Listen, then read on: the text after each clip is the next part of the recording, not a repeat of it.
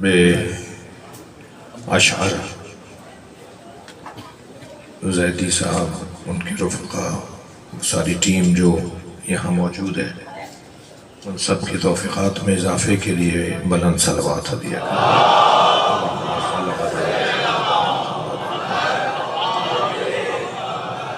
حیدرآباد سرزمین ولایت ہے، محبتوں کی زمین ہے، ولایتوں کی زمین ہے، مولائیوں کی جگہ ہے۔ قدمگاہ مولا علی انجمن امامیہ آپ سب کی توفیقات میں اضافے کے لیے اور اس رستے میں جو ہم نے طے کیا ہے، انتخاب کیا ہے، اس میں کامیابی کے لیے، ہم سب کی کامیابی کے لیے، ہم سب سرخ روح ہوں سیدہ کی بارگاہ میں، اس دعا کی قبولیت کے لیے پھر بھی صلوات پڑھیں۔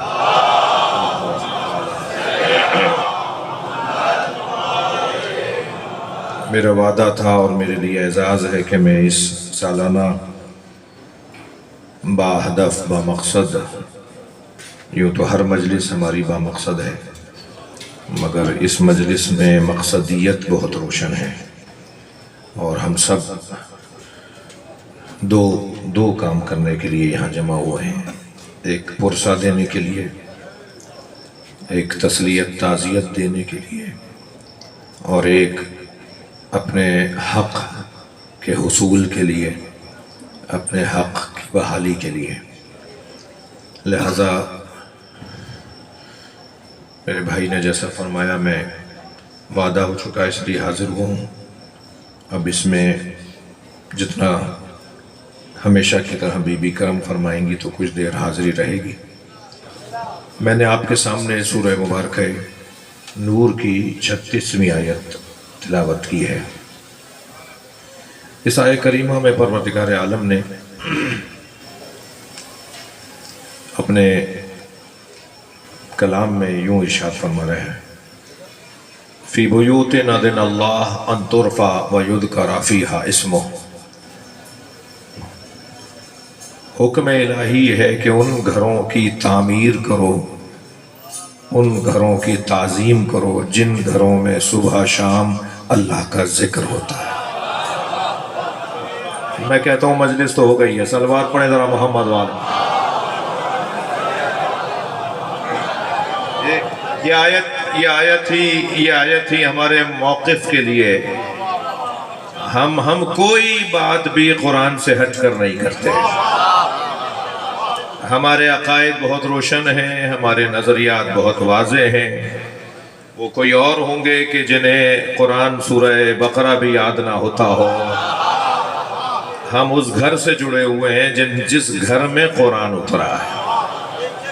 لہٰذا ہمارا کوئی عقیدہ ایسا نہیں ہے جو قرآن اور حدیث سے ہٹ کر ہو، بلکہ عین قرآن اور عین حدیث صحیح ہمارا عقیدہ ہے۔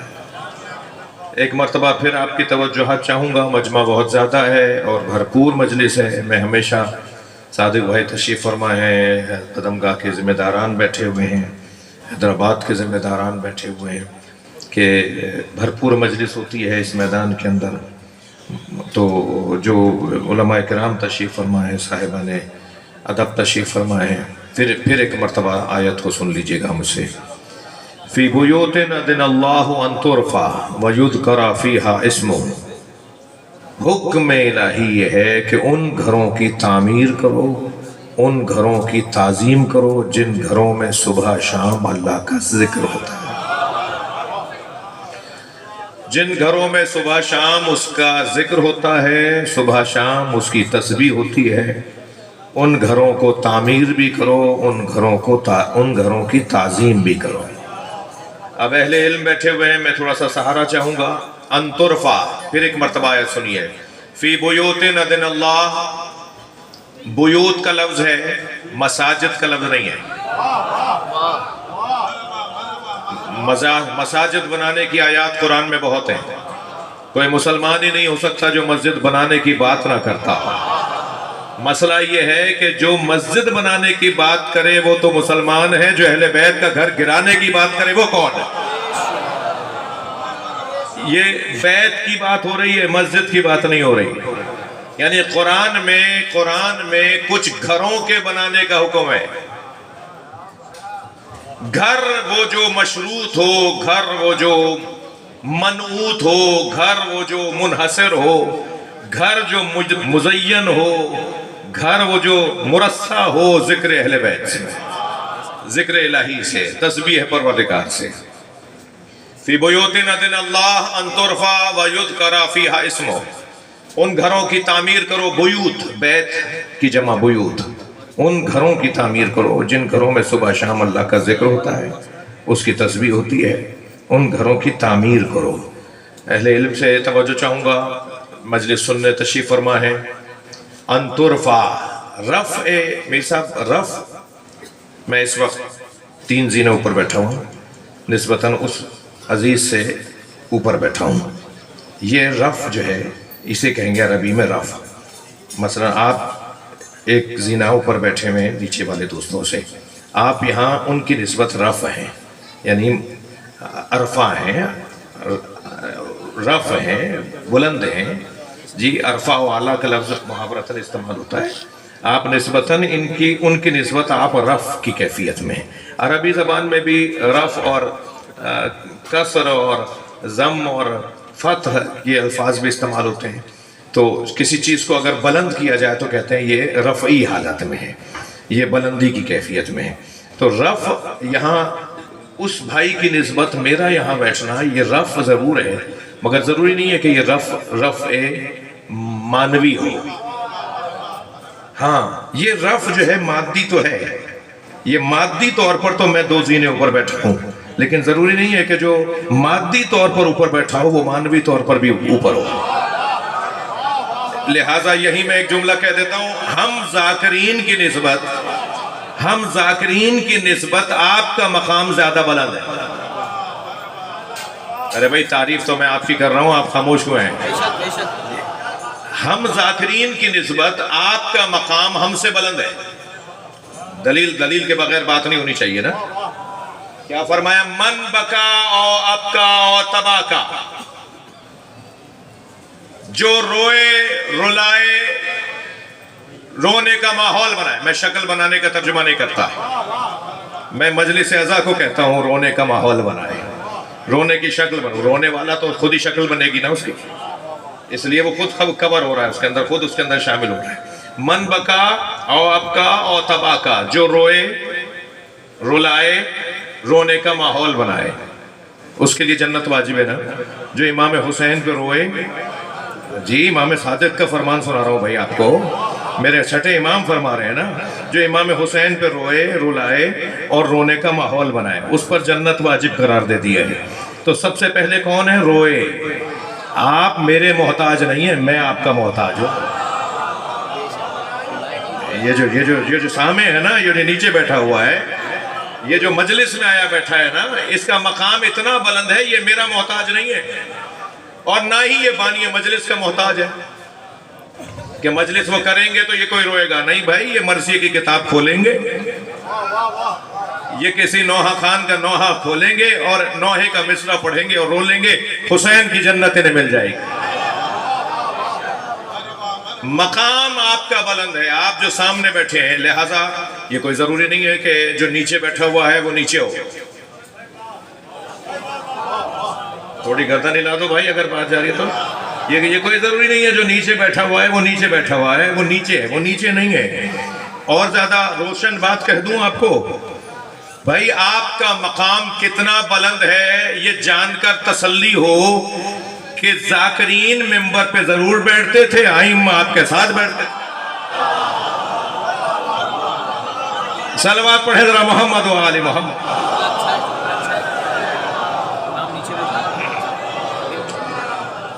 توجہ ہے نا. یہ جو رفع ہے، جو میں اس وقت بلندی پر بیٹھا ہوں، یہ رفع مادی ہے.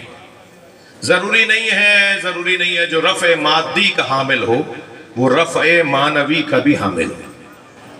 تو بس رفع کی 2 قسمیں ہو گئیں. ایک رفع مادی، کسی چیز کا مادی طور پر بلند ہونا، ٹھیک ہے. ایک رفع معنوی ہے کہ نہیں، مادی طور پر تو بہت بڑی عمارت نہیں ہے، بہت بڑی چیز نہیں ہے، کوئی چیز بنی بھی نہیں ہے، لیکن معنوی طور پر اس کا مقام اتنا بلند ہے کہ بظاہر وہ زمین پر بیٹھا ہے مگر عرش والے اسے سلام کرتے ہیں۔ یہ ممکن ہے، یہ ممکن ہے۔ اب رفع کی آیت کیا کہہ رہی ہے؟ فی بیوت اذن اللہ ان ترفع ویذکر فیہا اسمہ، ان گھروں کی تعمیر کرو، ان گھروں کی تعظیم کرو جن گھروں میں صبح شام اللہ کی تسبیح ہوتی ہے اور اس کا ذکر ہوتا ہے۔ یعنی اب دو کام کرنے ہیں، مادی طور پر بھی انہیں تعمیر کرنا ہے، یہ ہے رفع مادی، اور معنوی طور پر بھی انہیں تعمیر کرنا ہے، اسے کہتے ہیں تعظیم، یعنی تعمیر اور تعظیم۔ بات روشن ہے؟ کچھ گھروں کی تعمیر بھی کرنی ہے، کچھ گھروں کی تعمیر بھی کرنی ہے، کچھ گھروں کی تعظیم بھی کرنی ہے۔ گھر کون سے ہیں؟ جن گھروں میں اللہ کا ذکر ہوتا ہے، اللہ کا ذکر ہوتا ہے۔ اگر کسی مسجد میں اللہ کا ذکر نہ ہو تو اسے گرانے کا حکم ہے، اور اگر کسی گھر میں اللہ کا ذکر ہو رہا ہو تو اسے بنانے کا حکم ہے۔ تو اہمیت کا حامل ہے اللہ کا ذکر۔ اگر ذکر الہی ہوا، ایسا ہے نہیں ہوا، مسجد ضرار کا مطلب جس گھر کو بنایا گیا اللہ کے ذکر کے لیے تھا، مگر اس میں اللہ کے ذکر کے علاوہ سب کچھ ہو رہا تھا۔ تو اب اگر کسی گھر میں، کسی مسجد میں اللہ کے ذکر کے علاوہ سب کچھ ہو رہا ہو تو وہ اللہ کا گھر نہیں ہے، اسے گرانے کا حکم دیا، نبی مکرم کو حکم آیا، سرکار نے اس کے اوپر عمل کیا۔ توجہ ہے؟ بات بہت روشن ہے۔ حکم الہی ہے کہ ان گھروں کی تعظیم و تعمیر کرو جن گھروں میں اللہ کا ذکر صبح شام اس کی تسبیح ہوتی ہے۔ بنانے کی بات ہے۔ عزیزو، یہ مسئلہ جنت البقیع کا، یہ جہاں، یعنی مجھے آپ اجازت دیجئے، اختلاف اور سوچ مختلف ہو سکتی ہیں، مگر مجھے اجازت دیجئے کہ یہ مسئلہ دو زاویوں سے دیکھا جائے، دو زاویوں سے اسے دیکھا جائے۔ ایک زاویہ ہے مذہبی دینی زاویہ، اور ایک زاویہ ہے سیاسی اور سماجی زاویہ۔ وہ جو دینی اور مذہبی زاویہ ہے وہ یہ ہے کہ اگر یہ گھر باقی رہتے، یہ مزار باقی رہتے، یہ مرکز اگر باقی رہتے، تو مختصر اگر ایک لفظ میں کہوں تو پھر بہت سے لوگ کہاں رہتے، پھر بہت سے لوگ کہاں ہوتے، پھر بہت سارے لوگ کیوں ہوتے، ان کا وجود کیوں رہتا ہے؟ وہ اصلی چیز کو، اس اصلی چیز کو گرا دو، اسے ہٹا دو، اسے ختم کر دو، تو شاید ان کے گمان میں یہ تھا کہ ان کے لیے کوئی جینے کا اور رہنے کا راستہ بنتا۔ مسئلہ سیاسی ہے، مسئلہ مذہبی ہے۔ مذہبی زاویہ یہ ہے کہ جن کے نہ بڑوں کی ولادتوں کا پتہ، نہ جن کے بڑوں کی مرنے کا پتہ کہ کہاں کیسے کیا ہوا۔ سلوات پڑھیں ذرا، میں عرض کرتا ہوں، میں کوئی جذباتی باتیں نہیں کر رہا، بہت ہی سوچ سمجھ کر بات کر رہا ہوں، بہت ہی انتہائی تجزیاتی گفتگو کرنے کی کوشش کر رہا ہوں، انتہائی تجزیاتی گفتگو کرنے کی کوشش کر رہا ہوں۔ جن کا کوئی پس منظر نہ ہو، جن کے ہاں کوئی بڑا نہ ہو، جی اگر آج ہماری وجہ سے کسی کو بڑا مان بھی لیں تو کل اسی کے خلاف بات کریں گے۔ یہ ہسٹری ہے، یہ ان کی تاریخ ہے، یہ ان کے معاملات ہیں۔ جی غیر معیاری زندگیاں، غیر معیاری زندگیاں، یہ میری بات بارہا کی ہے، میں کئی دفعہ کر چکا ہوں، ذرا لہجہ بدل کے، لفظ بدل کے بولتا ہوں، ہر جگہ ایک ہی آواز، ہر جگہ ایک ہی پکار، ہر جگہ ایک ہی مطالبہ، میرٹ پہ تقرریاں ہونی چاہیے، میرٹ پہ داخلے ہونے چاہیے، میرٹ پہ پارٹی ٹکٹس ملنے چاہیے، میرٹ پہ تبادلے ہونے چاہیے، میرٹ پر ماننا چاہیے۔ ہم بھی تو 1400 سال سے یہی کہہ رہے ہیں، نبی کے بعد میرٹ پہ ماننا چاہیے۔ جو غیر معیاری پیشوا رکھنے والے لوگ ہیں وہ کہاں جاتے اگر یہ نہ کرتے؟ انہوں نے اپنی اس کمزوری کو چھپانے کے لیے کہ ہمارا تو کوئی بڑا ہے نہیں، یہ ایک سیاسی مسئلہ تھا، اس اعتبار سے سیاسی اور سماجی مسئلہ تھا کہ ان کی قبر لوگوں کے لیے ہادی ہے، ان کی زندگی لوگوں کے لیے ہادی، ان کا جینا ہدایت۔ یہ بچہ سوال کرتا ہے نا کہ جب میرے مولا امام رضا کو معلوم تھا کہ اس میں زہر ہے تو حضرت نے وہ انگور کیوں لیے؟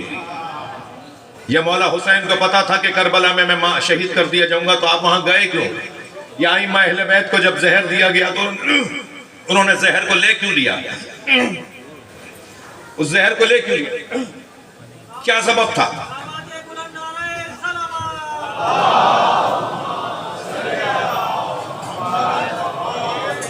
تو میں نقل صاحب کا بڑا حسین تجزیہ ہے اس کے اوپر، وہ میں انہی کے نام سے نقل کر دیتا ہوں۔ نقل صاحب فرماتے ہیں کہ ان کا جینا بھی ہدایت،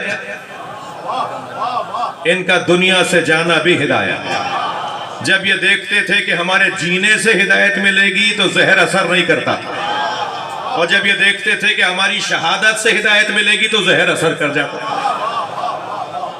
یہ گھرانہ وہ گھرانہ ہے جن کا جینا بھی ہدایت، جن کا دنیا سے جانا بھی ہدایت۔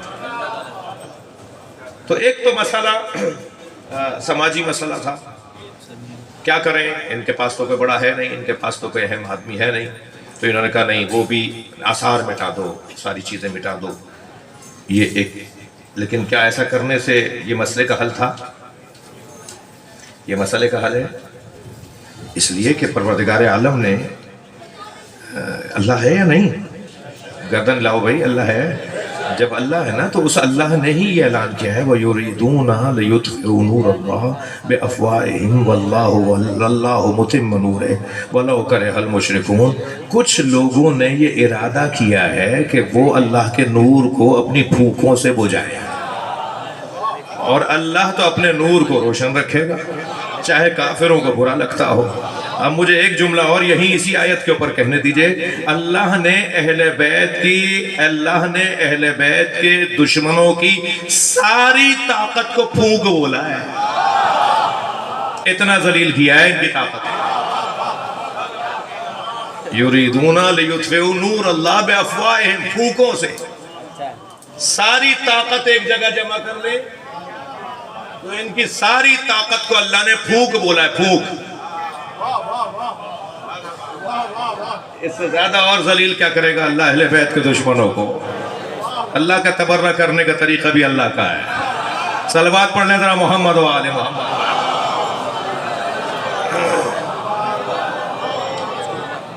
تو یہ طریقہ ٹھیک نہیں تھا، انہوں نے ایسا کرنا چاہا اور جنت المعلیٰ کو مسمار کیا، جنت البقیع کو مسمار کیا۔ میں آپ سے توجہ چاہوں گا، تین، میرے عزیزوں، میرے بچوں، جوانوں، آپ سے بات کر رہا ہوں، تین مسلکوں کو مسلمانوں کے درمیان برطانوی سفارت خانوں نے ایجاد کیا۔ پرانا استعمار، ایک بہائیت، ایک قادیانیت اور ایک وہابیت۔ تینوں کی تاریخ پیدائش بھی ایک ہے، تینوں کا ناجائز باپ بھی ایک ہے۔ مجھے معاف کیجئے گا، میں اپنے مزاج سے ہٹ کے جملہ کہہ گیا۔ تینوں کی تاریخ پیدائش بھی ایک ہی ہے اور تینوں کی محل ولادت بھی ایک ہی ہے۔ کہاں پیدا ہوئے ہیں یہ؟ بہائیت، قادیانیت، بھائی آپ لوگ تھک تو نہیں رہے میری بات؟ بہائیت، قادیانیت اور وہابیت۔ بہائیت انہوں نے فارسی زبان لوگوں میں مسلمانوں کے اندر انتشار پھیلانے کے لیے فارسی زبان علاقوں کے اندر بہائیت کو ایجاد کیا مسلمانوں کے درمیان سے۔ قادیانیت انہوں نے بر صغیر کے لیے، کیونکہ یہاں کے مسلمانوں کی غیرت، حمیت، شجاعت، بہادری دیکھنے کی ہے۔ یہاں کوئی نبی نہیں آیا، یہاں کوئی رسول نہیں آیا، یہاں آثار آئے ہیں تو ان سے آگے نظر آتے ہیں جہاں خود آئے تھے۔ جی، یہاں آثار آئے ہیں تو ان سے آگے نظر آتے ہیں، لہٰذا یہاں کے لیے انہوں نے قادیانیت کو ایجاد کیا اور عرب دنیا کے لیے انہوں نے وہابیت کو ایجاد کیا۔ بہائیت کے پاس وہاں کے سمجھدار لوگوں نے ان کا قلع کما کیا اور ان کو کمزور کیا، اور آج بظاہر وہ ان ممالک کے اندر زیادہ نظر آتے ہیں جن ممالک کے اندر جن لوگوں نے گویا بنایا تھا انہیں انہی ممالک میں زیادہ نظر آتے ہیں۔ اچھا، اسی طرح قادیانیت، بھٹو صاحب کے زمانے کے اندر قومی اسمبلی کے اندر بل پاس ہوا، آئین پاس ہوا، اور جو بہائیت ہے، معاف کیجیے گا قادیانیت ہے، ان کو یہاں سے وہ مقام نہیں ملا، وہ کام نہیں ہو سکا، ان کا چل نہیں سکا کام، اور وہ یہاں سے زیادہ تر لوگ باہر چلے گئے۔ لیکن وہابیت جو ہے نا، ان کے پاس تیل کا پیسہ، اور اگر آپ جگر تھام کے سنیں تو جملہ کہوں، ایک تو تیل کا پیسہ، دوسرا مکے کا کعبے کا پیسہ، خانہ کعبہ کا پیسہ وہابیت کی پشت پناہی کے لیے موجود ہے۔ میں نہیں کہہ رہا بھائی، یہ کوئی نئی بات نہیں کر رہا، میرے اداروں کے لوگ بیٹھے ہوئے چاہیں تو انہیں نوٹ کریں اور ذرا جا کے تحقیق کریں، میں کوئی نئی بات تو کر نہیں رہا۔ یہ جو ابھی جو موجودہ شہزادہ ہے، شاید آج کل میں آنے والے ہیں جی، یہ جو ابھی جو موجودہ شہزادہ ہے، یہ تو کہہ چکا نا 1 سال پہلے کہ ہم نے پاکستان کے اندر اپنے نظریے کو پھیلانے کے لیے مسجدیں بنوائیں، ہم نے اپنے نظریے کو پھیلانے کے لیے بہت کچھ خدشہ کیا، تو یہ کچھ ہوا، سب کچھ ہوا۔ لیکن عزیزو، 1900 عجیب اتفاق ہے، 21 اکتوبر، آج کیا ہے؟ 3 دن کے بعد یہ روز انہدام جنت البقیع ہے انگریزی حساب سے، 21 اکتوبر 1925، توجہ ہے، معاف کیجیے گا، اپریل کا مہینہ ہے نا، تو ابھی اکتوبر کس نے کہہ دیا؟ ابھی مہینہ کون سا ہے؟ 21 اپریل، یعنی 3 دن کے بعد، اب ظاہر ہے میں آپ سے سہارا کیوں چاہ رہا ہوں، اس لیے تو جا رہا ہوں، یا تو بولو نہیں بولو تو صحیح بولو جی۔ 21 اللہم صل علی، اسی مہینے کی، اسی اپریل کے مہینے کی، اسی مہینے کی 21 تاریخ 1925، پورے 3 دن کے بعد 99 سال ہو جائیں گے۔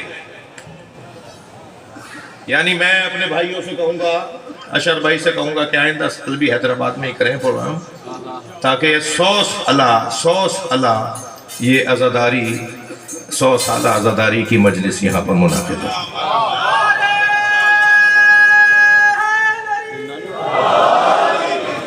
پورے 100 سال سے 1 صدی گزر گئی ہے۔ یہ جو کچھ ہوا اس کا ایک سیاسی پس منظر یہ تھا، اور اس کا جو مذہبی پس منظر ہے وہ بھی میں نے آپ کے سامنے عرض کیا کہ مراکز کو گرا کر اہل بیت سے دور کرنے کی کوشش کی جا رہی ہے۔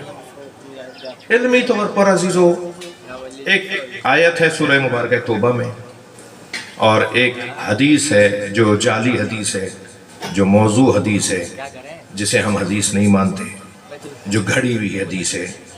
یہ 2 ایسی چیزیں ہیں جن کو دلیل کے طور پر یہ لوگ لیتے ہیں اور استدلال کے طور پر بیان کرتے ہیں۔ آیت ہے سورہ مبارکہ توبہ کے اندر، اور آیت میں ہے بسم اللہ الرحمن الرحیم، وَلَا تُصَلِّ عَلَىٰ أَحَدٍ مِّنْهُمْ مَاتَ أَبَدًا وَلَا تَقُمْ عَلَىٰ قَبْرِهِ وَهُمْ مَاتُوا وَهُمْ فَاسِقُونَ۔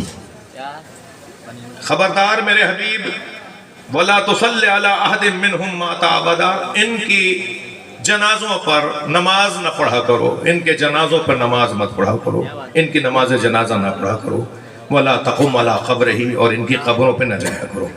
اب یہاں ان کی میں کہہ رہا ہوں، لیکن یہ مفرد کا صیغہ ہے، اس کی قبر پر مفرد کا صیغہ ہے، یعنی نبی مکرم کو حکم دیا جا رہا ہے کہ نماز جنازہ اس کی نہ پڑھو اور اس کی قبر پہ نہ جاؤ، اس لیے کہ وہ کافر مرے ہیں اور فاسق مرے ہیں۔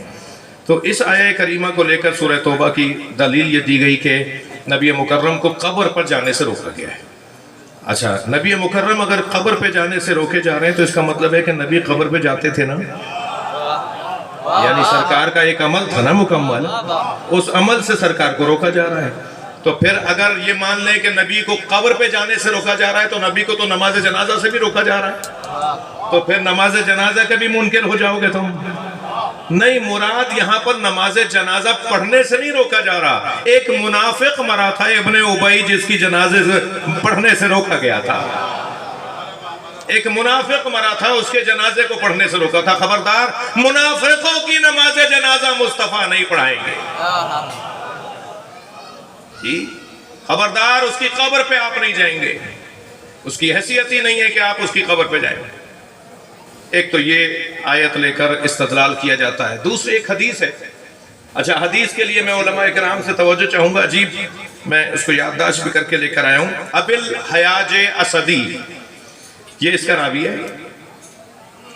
دیکھیں، اصلی چیز اگر میرے محترم سننے والوں کے ہاتھ میں آ جائے گی نا تو 4 جگہ بات کرنے میں آپ کو آسانی ہوگی کہ آخر یہ ایشو کیا ہے، مسئلہ کیا ہے.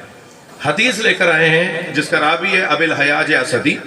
وہ کہتا ہے کہ قال علی بن ابی طالب انی لابعثک علی ما بعثتنی علیہ رسول اللہ ان لا تدعا تمثالا الا تمستہ ولا قبرا مشرفا الا سویتہ. یہ متن ہے اس روایت کا. روایت کا جب بھی میرے بچوں جوانوں آپ سے بات کر رہا ہوں کہ جب بھی کسی روایت کسی حدیث کو پڑھیں تو اس کے لیے کچھ قاعدے قانون، کچھ فارمولے، کچھ اصول ہیں. سب سے پہلی بات تو یہ کہ دیکھا جائے گا اس کا راوی کون ہے، یعنی راوی کی اعتبار سے اس کی سند کو پرکھا جائے گا. اگر بیچ میں راوی ایسے آ گئے ہیں کہ جو معتبر نہیں ہیں، جھوٹے ہیں، جی مثال کے طور پر ناسبی ہیں، کافر ہیں، مشرک ہیں، منافق ہیں، تو حدیث اپنی سند سے گر جائے گی. دوسرا جو پرکھنے کا طریقہ ہے وہ ہے متن حدیث، یعنی راوی ممکن ہے کہ ان کے اندر کوئی کمزوری نظر نہ آ رہی ہو لیکن متن قرآن کے خلاف ہے. مثلا متن جو ہے وہ اور صحیح حدیثوں کے خلاف ہے. اگر متن قرآن اور صحیح حدیث کے خلاف ہے تو پھر کہا جائے گا کہ یہ روایت بھی، یہ حدیث بھی معتبر اس لیے نہیں ہے کہ اس کا متن ٹکرا رہا ہے قرآن کی صحیح آیات سے. تیسری چیز جو دیکھی جائے گی وہ یہ دیکھی جائے گی کہ مفہوم حدیث کیا ہے. یعنی میں 3 اصول دے رہا ہوں آپ کو، ایک سند، ایک متن، ایک مفہوم حدیث. تھک تو نہیں رہے میری باتوں سے؟ بڑی عنایت ہے آپ کی. ایک سند کے اعتبار سے اگر پورا ہے تو پھر دیکھا جائے گا کہ متن کیا کر رہا ہے. متن بھی کوئی ٹکرا نہیں ہے کسی چیز سے تو پھر مفہوم دیکھا جائے گا. مفہوم اگر متضاد ہے، مفہوم اگر بات کو نہیں پہنچا رہا تو پھر وہ حدیث اپنے اعتبار سے گرنا شروع ہو جائے گی. اتفاق یہ ہے کہ تینوں زاویوں سے، تینوں پہلوؤں سے یہ حدیث مردود ہے. میں نے ٹیکنیکی زبان میں بولا ہے مردود ہے جی. یہ حدیث رد شدہ ہے، اس کو قابل غور نہیں ہے. یہ پہلی بات کروں، آگے کروں. پہلی بات، اس کی سند کیا ہے؟ اس کی سند ہے کہ اس کے اندر راوی آیا ہے ابی الحیاج اسدی. ابی الحیاج اسدی کے لیے 3 کمزوریاں راویوں نے، 3 کمزوریاں محدثین نے بیان کی ہیں. 3 کمزوریاں محدثین نے بیان کی ہیں. سب سے پہلی، یہ ناسبی تھا. یہ خود تھا ہی علی مولا کا دشمن. جو اہل بیت کا دشمن ہو، اہل بیت کی تعلیم ہم اس سے لیتے ہی نہیں ہیں. یہ اصول بیان کر رہا ہوں آپ کے سامنے. یہ ناسبی ہے. دوسرا اس کی کمزوری یہ ہے کہ یہ مبغض ہے، بغضی ہے. منصف اور ہوتا ہے، بغضی اور ہوتا ہے. آپ مجھے اچھے نہیں لگ رہے، میں آپ کو اچھا نہیں لگ رہا ہے، اس کا یہ مطلب نہیں ہے کہ میں نہیں ہوں. آپ نہیں ہیں، آپ ہیں. مجھے آپ اچھے نہیں لگ رہے اس کا مطلب یہ نہیں ہے کہ آپ کا وجود ہی نہیں ہے. بعض لوگ بغضی ہوتے ہیں، اور جو بغضی ہے وہ منصف نہیں ہے، اور جو منصف نہیں ہے اسے دین کیسے لیں گے؟ اسے دین کیسے لیا جا سکتا ہے؟ دوسری کمزوری اس کی. اور تیسری کمزوری اس روایت کے اندر یہ ہے کہ یہ خبر واحد ہے. اس کے علاوہ کسی اور نے بتایا اس حدیث کو، اس فرمان کو. ابھی فرمان میں نے آپ کو سنایا ہی نہیں ہے جی. اس فرمان کو اس کے علاوہ کسی اور نے بھی بیان کیا؟ اس کے علاوہ تو کسی اور نے بیان ہی نہیں کیا. تو ایک آدمی ہے اتنا بڑا مسئلہ لے کر آیا ہے, ایک آدمی پر ہم دین کا فیصلہ کیسے کریں گے؟ اب وہ فیصلہ کیا ہے جو یہ لے کر آیا ہے؟ اب اس حدیث کی یہ تو ہو گئی سند, اس حدیث کے متن کو آپ لے لیجئے. کیا کہہ رہا ہے متن؟ قال علی بن ابی طالب. کون کہہ رہا ہے؟ ابی الحیاج اسدی کہہ رہا ہے کہ مجھ سے رسول اللہ نے فرمایا. اب ذرا دیکھیے کارستانیاں دیکھیے, فنکاریاں دیکھیے. آپ کہتا ہے قال علی بن ابی طالب, مجھ سے علی بن ابی طالب نے فرمایا انی لا ابعثک, میں تمہیں وہ کام دے رہا ہوں علی ما بعثنی علیہ رسول اللہ, جو رسول اللہ نے مجھے دیا ہے. مولا گویا اسے کہہ رہے ہیں کہ میں تمہیں ایک ایسا کام دے رہا ہوں جو رسول اللہ نے مجھے دیا ہے. پہلے تو علی اسے بولتے ہی نہیں ہے جو اپنا کام کسی اور پہ ڈال دے. صلوات پڑھے ذرا محمد و آل محمد. بھائی بہت آپ خالصتاً میں مدرسے کی گفتگو لے بیٹھا اور آپ کی توجہات بھی ہیں میرے ساتھ میں, مجھے مجبور کر رہے ہیں کہ میں بات مکمل کروں. پہلی بات تو یہ کہ یہ راوی خبر واحد, یہ ناسبی, اسی طرح یہ مبغضی, لہذا راوی کا اعتبار گر جانے سے, سند گر جانے سے روایت بھی گر گئی. دوسری بات اس کی یہ ہے کہ متن, کہ رسول اللہ صلی اللہ علیہ وسلم نے مولا علی کو ایک کام دیا اور مولا علی فرما رہے ہیں کہ میں وہ کام تمہیں دے رہا ہوں جو رسول اللہ نے مجھے دیا. علی بن ابی طالب نے خود کام نہیں کیا وہ مسئلہ جی. اور وہ کام کیا ہے؟ کام کیا ہے کہ وہ کام یہ ہے کہ ان لا تدع تمثالا الا طمستہ, اگر کہیں بت بنا ہوا دیکھو تو اسے گرا دینا.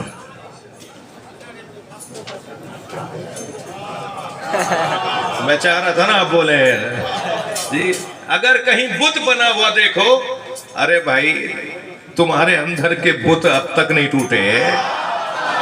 علی بن ابی طالب کا تو خاصہ ہی یہ ہے کہ علی نے بت گرائے. بت گرانے کے لیے آ گئے تھے نا بنی نذیر کے لوگ رسول اللہ کی خدمت میں کہ ہم آپ کے اوپر ایمان لانا چاہتے ہیں, مگر 3 ہماری خواہشات ہیں, 3 مطالبات ہیں. پہلا مطالبہ تو یہ ہے کہ ہم سے نماز پڑھنے کا نہ کہا جائے. میں آہستہ سے کہتا ہوں کہیں یہ کسی اور کا بھی نہ ہو مطالبہ کہ مولانا یہ ہماری طرف سے بھی لگا دیجئے بات کہ ہم جی یا رسول اللہ ہم مسلمان ہونا چاہتے ہیں مگر ہمیں نماز پڑھنے کی ہم سے خواہش نہ کی جائے. اچھا حضرت نے فرمایا اور کیا خواہش ہے؟ کہ دوسری خواہش یہ ہے کہ 1 سال تک بتوں کی پوجا سے ہمیں نہ روکا جائے. اچھا سرکار نے فرمایا اور کیا بات ہے بھائی؟ تو کہنے لگے کہ 1 سال کے بعد ہمیں جب بتوں سے ہم ہاتھ اٹھائیں تو ہمیں نہ کہا جائے کہ ہم اپنے ہاتھوں سے بت توڑیں. حضرت نے فرمایا تمہاری 2 باتیں تو مجھے ماننے کی اجازت ہی نہیں ہے, نہ میں تم سے نماز کو چھڑوا سکتا ہوں اور نہ تمہیں 1 لمحے کی اجازت دے سکتا ہوں کہ بت کی پوجا کرو. ہاں تیسری بات کو میں مان لیتا ہوں, ہمارے پاس توڑنے کے لیے علی موجود ہے. تو یہ کون سی بات ہوئی کہ مولا فرما رہے ہیں کہ بت توڑنے کے لیے نبی نے مجھے کہا تھا اور اب میں بت توڑنے کا کام تمہیں دے رہا ہوں. الا تمستہ ولا قبرا مشرفا, اور نبی نے مجھے یہ کام دیا کہ اگر بت نظر آئے تو گرا دینا, اور نبی نے مجھے کام دیا کہ اگر کوئی قبر دیکھو جو بہت بڑی بنی ہوئی ہے تو کیا کرو, الا سویتہ, اسے برابر کر دینا. میرے صاحب اس سے بھی میں نے استفادہ کیا ہے. یہاں اگر ہم کچھ دیر کے لیے سلمنا فرض محال کو فرض کر رہے ہیں, ہم یہ مان بھی لیں کہ یہ سرکار نے سرکار سے فرمایا, تو یہاں تو الٹا قبر بنانے کی بات ہو رہی ہے. وَلَا قَبْرًا مُشْرِفًا, کسی قبر کو غیر معمولی انداز سے دیکھو تو اس کے مطابق کر دینا جیسا صاحب قبر ہے. یہاں سویتہ سے مراد اس کے مطابق لے آنا جیسا ہے. اگر وہ اس قابل ہی نہیں ہے کہ اس کی قبر کو بلند بنایا جائے, مزار بنایا جائے, تو اس مزار کو گرا دینا, اور اگر وہ مزار کے قابل ہے تو اسے مزار رہنے دینا. یہ ایک اس روایت کو ابن تیمیہ نے نقل کیا ہے التوسل والوسیلہ کے اندر. اچھا میرے خیال سے یہ کافی ہے کہ جس نے نقل کیا ہے کہ وہ کیا چاہتے تھے۔ بہت ہی واضح میرا پیغام عزیزان گرامی کہ جنت البقیع کی تعمیر ہم تمام مسلمانوں کی آبرو کا مسئلہ ہے۔ میں آج خدمگاہ مولا علی کی اس سالانہ اس پروقار پرشکوہ مجلس عزا میں آرمی چیف سے مطالبہ کروں گا، صدر مملکت سے مطالبہ کروں گا، وزیر اعظم سے مطالبہ کروں گا، وزیر اعلیٰ سندھ سے مطالبہ کروں گا، اور یہاں موجود اداروں کے اور حفاظتی اور نظارت رکھنے والے اداروں کے تمام ذمہ داروں سے مطالبہ کروں گا کہ آپ مسلمان ہیں، آپ کو بھی مرنے کے بعد جواب دینا ہے۔ ہم پاکستانیوں کی کچھ آرزویں ہیں، ہم پاکستانیوں کے کچھ درد ہیں، اگرچہ پورے دنیا کے مسلمانوں کا یہ درد ہے، لیکن ہم چونکہ اس وقت حیدرآباد میں خدمگاہ مولا علی پر یہ مجلس کر رہے ہیں، لہٰذا ہم سب کی آرزو ہے، ہمارا مطالبہ ہے آپ سے، ہماری پرزور اپیل ہے آپ سے کہ آپ ریاستی سطح پر، حکومتی سطح پر سفارتی تعلقات کو اور سفارتی رستوں سے اپنی ذمہ داریوں کو ادا کریں۔ یہ نہ کہیں کہ ہم کیا کر لیں گے، ان کا تو عقیدہ یہ ہے، ان کا تو نظریہ یہ ہے، نہیں، اب مکہ اور مدینہ کے قریب وہ ناجائز کام بھی ہو رہے ہیں جو ان کی حکومت نے پاس کر دیے ہیں، ہم تو پھر جائز چیز کا مطالبہ کر رہے ہیں، ہم تو اپنا حق مانگ رہے ہیں۔ لہٰذا آپ مطالبہ یہ کر کے بھی، کہہ کر بھی ان کو کہہ سکتے ہیں کہ جب آپ کے ہاں بہت سارے اور کام ہو رہے ہیں جو اب تک نہیں ہوتے آئے، تو یہ کہنا کہ صاحب یہ تو نہیں ہوتا، یہ نہیں ہوگا، یہ نہیں ہو سکتا، اب وہ ملا مولویوں کی بھی وہاں کیفیت وہ نہیں رہی ہے جو ملا مولویوں کی کیفیت ماضی میں تھی۔ لہٰذا میں آپ کے توسط سے، اپنے اس محترم مجمع کے توسط سے ذمہ داروں سے اپیل کر رہا ہوں، اور یہاں آج کی قرارداد کے اندر بھی یقیناً اس بات کا اگر کوئی اہتمام ہے تو بہت اچھا ہے، ورنہ ایک تحریری طور پر بھی اس طرح کی تحریر روانہ ہونی چاہیے کہ ہم مطالبہ کرتے ہیں کہ جنت البقیع کو، اور یہ بہت واضح طور پر کہنا چاہتے ہیں، میں کوئی زیادہ بات کرنے کا عادی نہیں ہوں، بہت تول کے سوچ کے بولنے کا عادی ہوں، لیکن بہت ہی اطمینان کے ساتھ کہہ رہا ہوں کہ ہم اپنے مادی وسائل کو اپنے اوپر خرچ کرنے کے بجائے ان سب پیسوں کو جمع کر کے سیدہ کے مزار کی تعمیر کے لیے ہر چاہنے والا اپنے اپنے حصے کی ایک اینٹ ضرور دے گا، اور ہم یہ بھی نہیں چاہتے آپ سے کہ آپ بنائیں، آپ پر کوئی خرچہ آ جائے۔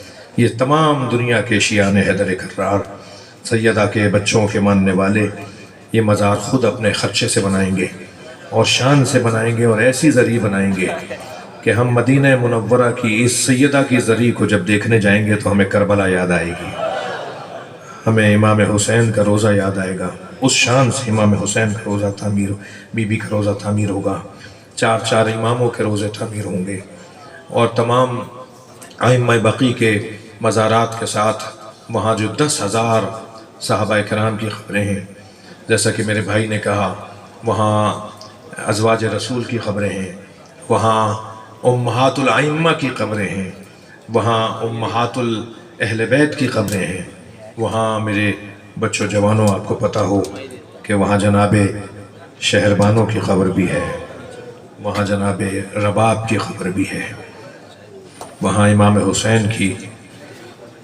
امام زین العابدین کی مادر گرامی کی قبر بھی ہے۔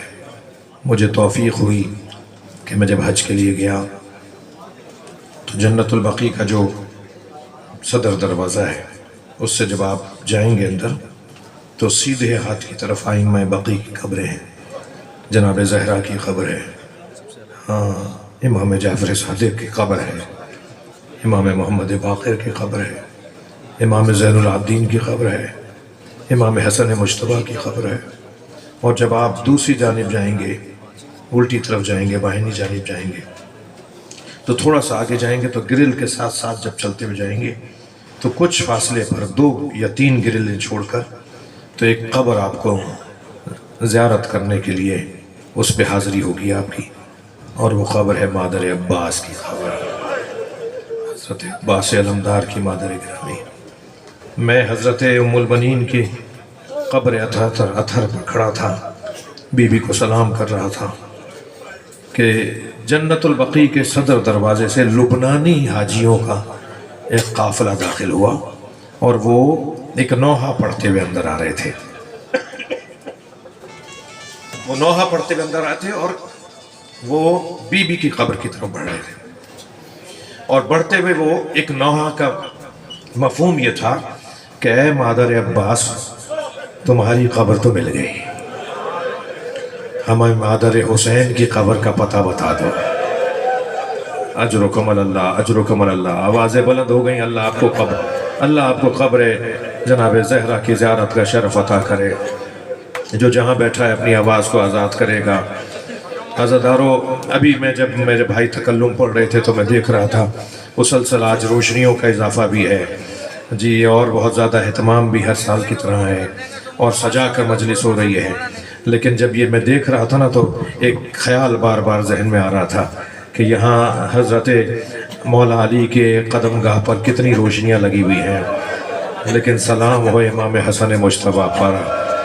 امام حسن کی قبر پہ کوئی چراغ جلانے والا نہیں ہے۔ اجرکم اللہ، امام زین العابدین کی قبر پر کوئی چراغ روشن نہیں ہو رہا۔ آج کی رات بھی امام جعفر صادق، کتنے چاہنے والے جعفری بیٹھے ہوئے ہیں، کتنے جعفری آئے ہوئے ہیں، کتنے امام جعفر صادق کی فقہ پر عمل کرنے والے بیٹھے ہوئے ہیں، لیکن امام جعفر صادق کی قبر پر آج بھی چراغ نہیں ہے۔ مگر عزادارو ایک جملہ اور کہہ دوں، ابھی تو رات کا وقت ہے نا، میں تو روشنیوں کی بات کر رہا ہوں۔ جیسے ہی یہ رات تمام ہوگی تو دھوپ آئے گی، اور ان قبروں پر کوئی سایبان بھی نہیں ہے، ان قبروں پر کوئی سایہ بھی نہیں ہے۔ یہ سارا مجمع آج مولا سے اپنے عہد کرنے کے لیے آئے۔ مولا جیسے ہی ہمیں موقع ملتا ہے ہم آپ کا مزار بنانے کے لیے ایک ایک فرد اپنی جگہ مجاہد بن کر اپنے کردار کو ادا کرے گا۔ عزادارو، میں بس ایک منزل اور لے کر آپ سے اجازت چاہوں۔ نوحہ خوانی ہونی ہے، ماتمداری ہونی ہے، بھرپور پرسہ ہونا ہے، بھرپور پرسہ ہونا ہے۔ عزادارو، اس گھرانے کے ساتھ کیا ہوا ذرا غور تو کریں۔ پنجتن کے 5 جنازوں کا حال سناؤں آپ کو؟ پنجتن کے 5 جنازوں کے ساتھ کیا گزرا ہے؟ سنی شیعہ مجمع بیٹھا ہے، نبی کے جنازے میں 11 لوگ تھے، سرکار کے جنازے میں 11 لوگ تھے۔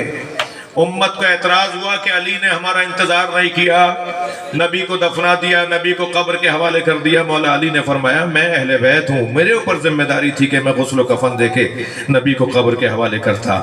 مگر اس گھر کے اندر 95 دن کے بعد یا 75 دن کے بعد دوسرا جنازہ ہوا اہل بیت کا، جو جہاں بیٹھا ہے پرسہ دے گا۔ پہلا جنازہ نبی کا جنازہ ہے، 11 لوگ تھے نبی کے جنازے میں۔ پھر نبی کے گھر میں، اہل بیت کے گھر میں دوسرا جنازہ 95 یا 75 دن کے بعد جناب زہرا کا جنازہ ہوا ہے۔ سنیں گے 4 لوگ ہیں جنازے میں۔ رات کی تاریکی میں سیدہ، اجرکم اللہ، رات کی تاریکی میں سیدہ کا جنازہ دفنایا گیا۔ پھر امت کا اعتراض ہوا کہ ہمیں اہل بیت نے اپنے گھر کے جنازے میں نہیں بلایا، تو اس گھر کے اندر عزادارو تیسرا جنازہ ہوا ہے، تیسرا جنازہ ہوا ہے مولا علی کا جنازہ۔ مولا علی کا جنازہ اس گھر میں پنجتن کا تیسرا جنازہ۔ سنیں گے 2 لوگوں نے جنازہ اٹھایا ہے، آگے سے جنازہ خود اٹھ رہا تھا، پیچھے سے حسنین اٹھا رہے تھے۔ پھر امت کو اعتراض ہوا کہ ہمیں اہل بیت نے اپنے گھر کے جنازے میں نہیں بلایا۔ اس گھر میں چوتھا جنازہ امام حسن مجتبیٰ کا جنازہ ہے۔ بار بار کہہ رہے تھے نا ہمیں اہل بیت اپنے گھر کے جنازے میں نہیں بلاتے۔ یہ پہلا جنازہ تھا جو اہل بیت کا امت کے کاندھوں پر دیا۔ امت نے اتنے تیر مارے، اجرکم اللہ، اجرکم اللہ، امام حسن مجتبیٰ کے جنازے پر امت نے اتنے تیر مارے کہ برابر کی بہنیں جنازے سے تیر نکالتی رہ گئے۔ اور 5ویں جنازے کا حال سنیں گے، گھوڑے دوڑا دیے حسین کا، زینب سے پہچانا نہیں گیا یہ میرے بھائی حسین کا لاشا۔ اجرکم اللہ، اجرکم اللہ، حق ہے ایسے ہی بلند آواز سے گریہ کرنے کا عزادارو، حق ہے ایسے ہی بلند آواز سے گریہ کرنے کا۔ اللہ آپ کو اجر عطا فرمائے۔ مولا علی کا جنازہ قبر سے نکال کر سولی پہ لٹکائے گا، یہ حجاج ابن یوسف نے اعلان کیا۔ 3000 جگہ گڑھے کھدوائے۔ جو لوگ پہلی مرتبہ مجلس میں آئیں ذرا تاریخ پڑھیں کہ اہل بیت کے ساتھ ہوا کیا ہے، پھر بھی ہمیں قصور ٹھہرایا جائے کہ ہم روتے کیوں ہیں، ہم ماتم کیوں کرتے ہیں۔ ایک صاحب کہنے لگے آپ روتے کیوں ہیں؟ میں کہتا ہوں ہم زندہ کیسے ہیں؟ اگر ہم پکے اور سچے اہل بیت کے چاہنے والے ہیں تو ہم سے تو سوال ہونا چاہیے تم زندہ کیسے ہو؟ 3000 جگہ حجاج ابن یوسف نے گڑھے کھدوائے کہ میں علی کی جنازہ نکال کے سولی پہ لٹکاؤں گا۔ مولا علی کا جنازہ، میرا سوال یہ ہے کہ آگے سے جنازہ خود کیوں اٹھ رہا تھا، پیچھے سے حسنین کیوں اٹھا رہے تھے؟ اتنی بڑی امت جنازے میں کیوں نہیں تھی؟ اس لیے کہ جنازے کی توہین ہونی تھی، جنازے کی بے حرمتی ہونی تھی۔ ممکن ہے کوئی کہے صاحب یہ کیسے ہوتا، یہ کیوں ہوتا، یہ کیا کیسے باتیں کر رہے ہیں؟ کیا بات سمجھ میں نہیں آئی کہ کربلا کے میدان میں حسین مولا پہ اتنے گھوڑے دوڑائے کہ امام کی پسلیاں کمر سے نکل رہی تھی۔ سنی شیعہ نے لکھا ہے، میں ذمہ دار ہوں، اہل سنت کتابوں میں اگر نہ دکھاؤں کہ امام حسین کے بدن کے ساتھ امت نے کیا کیا۔ اجرکم اللہ، اجرکم اللہ، اللہ آپ کو اجر عطا فرمائے۔ جو جہاں بیٹھا ہے پرسہ دے گا۔ جن کے مذہب میں رونا جائز ہے وہ تکلف کر کے نہ روئیں۔ مولا علی کے جنازے کے ساتھ یہ ہوا، امام حسن کے جنازے کے ساتھ یہ ہوا، امام حسین کے جنازے کے ساتھ کیا ہوا۔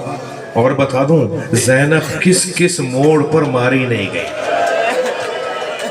علی کی بچیاں، علی کی بیٹیاں کس کس موڑ پر، کوفہ، شام، راہوں میں کہاں کہاں پتھر نہیں مارے گئے۔ اجرکم اللہ، اللہ آپ کو لے جائے۔ میں کچھ سال پہلے جب شام گیا نا زیارت کرنے، تو ہم لبنان اترے، بیروت کی فلائٹ تھی ہماری، بیروت کے رستے سے ہم شام کے بارڈر سے شام میں داخل ہوئے، تو بالا بک کا جو یعنی بارڈر کا جو شہر ہے بالا بک، اس شہر سے ہمارا گزر ہوا۔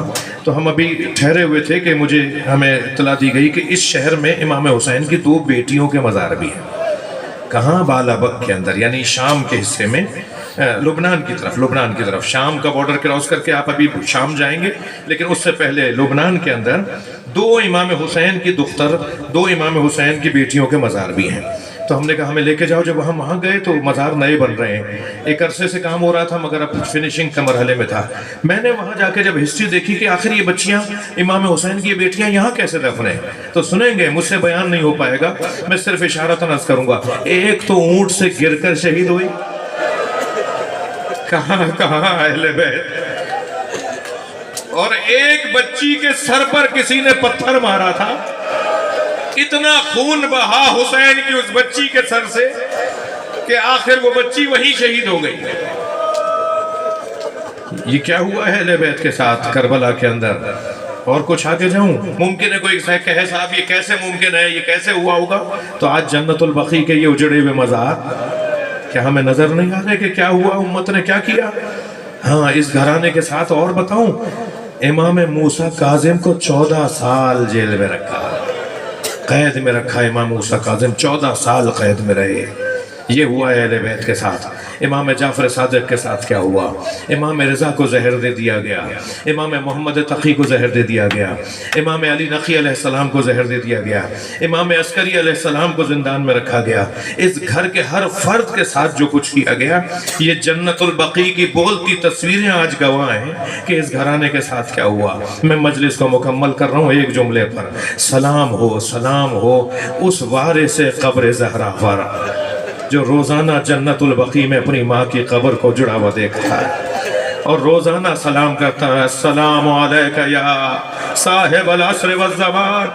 مولا یہ مجمع آپ کے چاہنے والوں کا مجمع، حیدرآباد کا یہ منتخب مجمع آج آپ سے عہد کرتا ہے کہ جہاں تک ہم سے ہو سکے گا ہم آپ کی جدہ جناب زہرا کی قبر کی تعمیر کے اسباب کریں گے۔